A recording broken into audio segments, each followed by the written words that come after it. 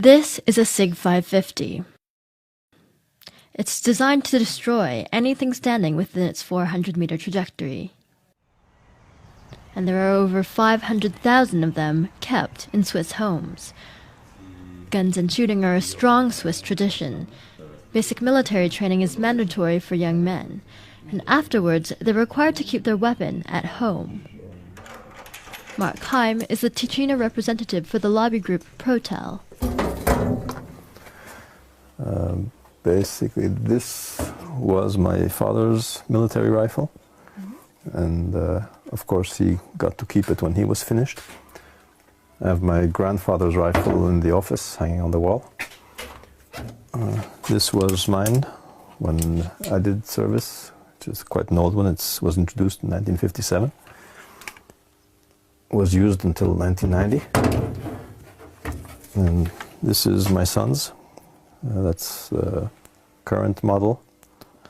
That's what's being used today. That's what we'll be using to shoot the Feldschießen today.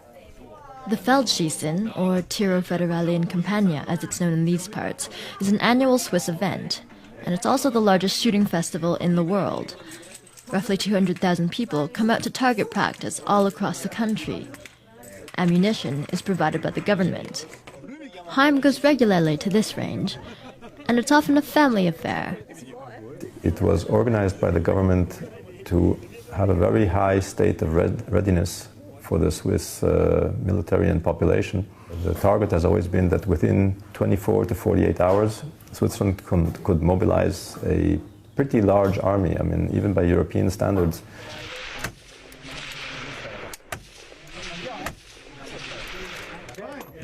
But it wasn't the militia that sparked Heim's interest in guns as a young man.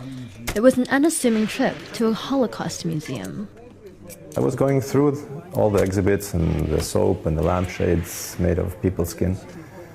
And while I was looking, I heard a funny noise, and there was an old woman maybe 2 meters from me, and she was trying not to cry.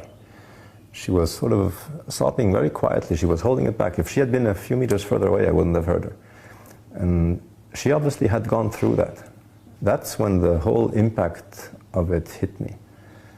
And I promised myself I would never be in her situation. I would want to be free, never in a situation where somebody could, march us off to ovens or prisons or just take away our freedom. The key to freedom is the ability to be able to defend yourself. And if you don't have the tools to do that, then you are at the mercy of whoever wants to put you away. And the tools for that are guns.